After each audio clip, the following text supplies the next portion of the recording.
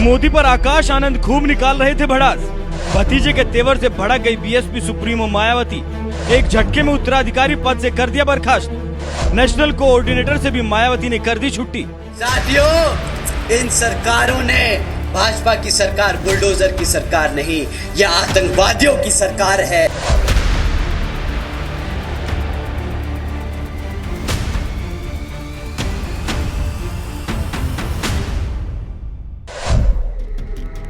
एक वक्त था जब बीएसपी का उत्तर प्रदेश में जबरदस्त भौकाल हुआ करता था, लेकिन साल 2014 में चली प्रचंड मोदी लहर में मायावती का हाथी इस कदर हवा में उड़ गया कि पूरे यूपी की 80 सीटों में से एक भी सीट पर बीएसपी को जीत नसीब नहीं हुई। तो वही साल 2019 के लोकसभा चुनाव में सपा के दम पर बीएसपी 0 से 10 सीटों तक पहुंच गई, लेकिन इसके बावजूद उनके सांसद एक एक कर पार्टी छोड़ते गए, जिससे शायद मायावती को भी एहसास हो गया था कि बीएसपी को अब एक ऐसे नेता की जरूरत है जो युवाओं को बसपा से जोड़ सके। इसीलिए मायावती ने साल 2023 के दिसंबर महीने में ही अपने भतीजे आकाश आनंद को अपना उत्तराधिकारी घोषित करने के साथ ही नेशनल कोऑर्डिनेटर जैसी बड़ी जिम्मेदारी भी सौंप दी। लेकिन अब अचानक मायावती ने एक झटके में उनसे सारी जिम्मेदारियां ही छीन ली।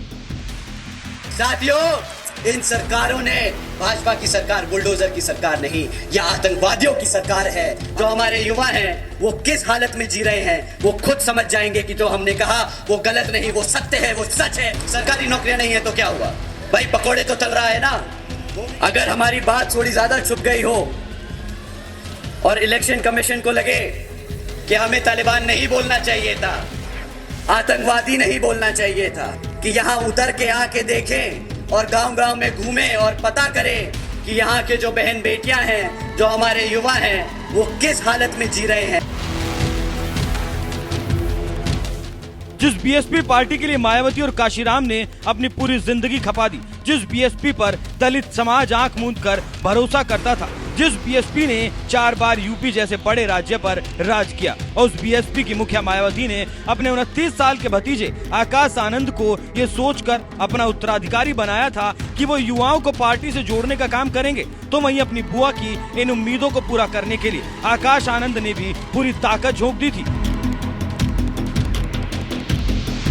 पहली बार चुनाव में सक्रिय भूमिका निभाने उतरे आकाश ताबड़तोड़ रैलियों के दौरान विरोधियों पर जबरदस्त हमलावर दिखे। उन्होंने बड़े ही आक्रामक अंदाज में शिक्षा, महंगाई, पेपर लीक और बेरोजगारी जैसे मुद्दे उठाकर युवाओं का दिल जीतने की पूरी कोशिश की थी। लेकिन एक गलती उन्हें इस कदर भारी पड़ गई कि एक झटके में मायावती ने उन्हें दी गई सारी जिम्मेदारियां छीन ली, जिसके बाद ये सवाल उठने लगे, मायावती ने क्यों लिया तगड़ा एक्शन?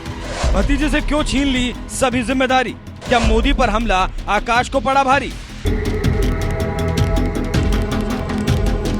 बीएसपी के उभरते हुए युवा नेता पर जैसे ही मायावती ने तगड़ा एक्शन लिया, हर तरफ ऐसे सवालों की बौछार होने लगी, क्योंकि आकाश आनंद धुआंधार चुनाव प्रचार के दौरान बीजेपी पर कुछ ज्यादा ही आक्रामक होने लगे थे, जिसकी वजह से उनकी खूब तारीफ भी हो रही थी। लेकिन सीतापुर में दिया गया उनका एक भाषण शायद मायावती को पसंद नहीं आया, जब एक चुनावी रैली के दौरान आकाश आनंद ने बीजेपी पर हमला बोलते हुए यहाँ तक कह दिया था कि बीजेपी आतंकियों की पार्टी है।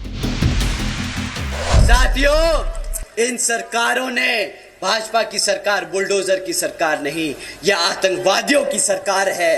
अपनी आवाम को गुलाम बनाकर रखा है।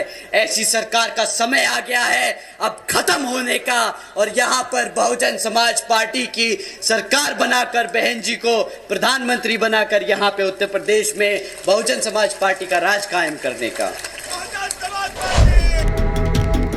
ये बात आकाश आनंद भी अच्छी तरीके से जानते थे कि बीजेपी को आतंकियों की पार्टी बताकर उन्होंने बहुत बड़ी गलती कर दी। इसीलिए मंच से ही उन्होंने कह दिया, अगर इलेक्शन कमीशन को लगता है कि हमें बीजेपी को आतंकियों की पार्टी नहीं बोलना चाहिए था, तो यहाँ आकर देखे जो हमने कहा वो गलत नहीं, सच है। साथियों, अगर हमारी बात थोड़ी ज्यादा छुप गई हो और इलेक्शन कमीशन को लगे कि हमें तालिबान नहीं बोलना चाहिए था, या भाजपा को आतंकवादी नहीं बोलना चाहिए था, तो हम उनसे दरख्वास्त करेंगे कि यहाँ उतर के आके देखें और गांव-गांव में घूमें और पता करें कि यहाँ के जो बहन बेटियां हैं, जो हमारे युवा हैं, वो किस हालत में जी रहे हैं वो खुद समझ जाएंगे कि जो हमने कहा वो गलत नहीं, वो सत्य है, वो सच है, वो हमारी आवाम आज जी रही है। साथियों, रोजगार पर एक और टिप्पणी करी थी आदरणीय प्रधानमंत्री जी ने। उन्होंने कहा था कि भाई सरकारी नौकरियां नहीं है तो क्या हुआ, सरकारी नौकरियां नहीं है तो क्या हुआ, भाई पकोड़े तो तल रहा है ना, वो भी तो रोजगार है। अब आप ही बताइए, इतनी पढ़ाई लिखाई कराकर अपने बच्चे को आप पकोड़ा तलवाएंगे क्या? बहुजन समाज पढ़ा लिखा समाज है, वो पकोड़े तलने के लिए नहीं पैदा हुआ है, वो यहाँ अपने भारत की संविधान के आधार पर चलकर अपने भारत को आगे बढ़ाने का काम करेगा। मोदी सरकार पर हमला बोलते बोलते आकाश आनंद ने बीजेपी को आतंकियों की पार्टी बता दिया, जिसके बाद उनके खिलाफ मुकदमा दर्ज हो गया था। बस यही बात शायद मायावती को बर्दाश्त नहीं हुई, क्योंकि वो नहीं चाहती थी कि मोदी और योगी सरकार से सीधा पंगा लेकर उनके सियासी भविष्य पर कोई खतरा आए। इसलिए जब मामला दर्ज होना शुरू हुआ तो मायावती ने सबसे पहले आकाश आनंद की चुनावी रैलियों पर ही रोक लगा दी और फिर 7 मई को उन्हें दी गई सारी जिम्मेदारियां वापस छीन ली, जिसका ऐलान उन्होंने सोशल मीडिया पर करते हुए लिखा।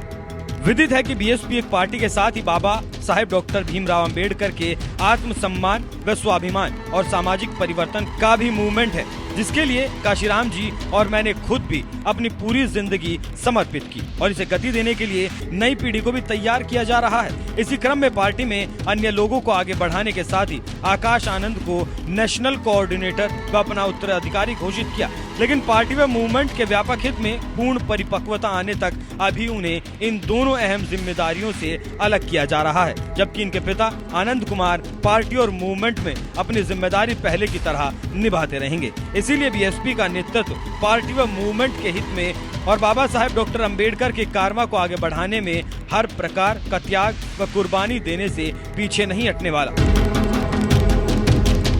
बीजेपी के खिलाफ चुनावी रैलियों में आकाश आनंद जिस तरह की भाषा का इस्तेमाल करने लगे थे, वो भाषा शायद मायावती को पसंद नहीं आई, क्योंकि वो खुद कभी भी विपक्षी पार्टियों के खिलाफ इस तरह की भाषा का इस्तेमाल नहीं करती हैं। इसीलिए उन्होंने अपने भतीजे को भी सभी पदों से एक झटके में हटा दिया। तो वहीं दूसरी तरफ इस बात की भी चर्चा जोरों पर हो रही है कि आकाश आनंद की रैलियों की बढ़ती डिमांड की वजह से बीएसपी के कई बड़े नेता घबराने लगे थे, क्योंकि धीरे धीरे मायावती की रैलियों से भी ज्यादा आकाश आनंद की रैलियों की डिमांड होने लगी थी, जिसकी वजह से मायावती ने आकाश आनंद के पर कतर दिए। बहरहाल मायावती के सेक्शन पर आपका क्या कुछ कहना है? अपनी राय हमें कमेंट कर जरूर बताएं।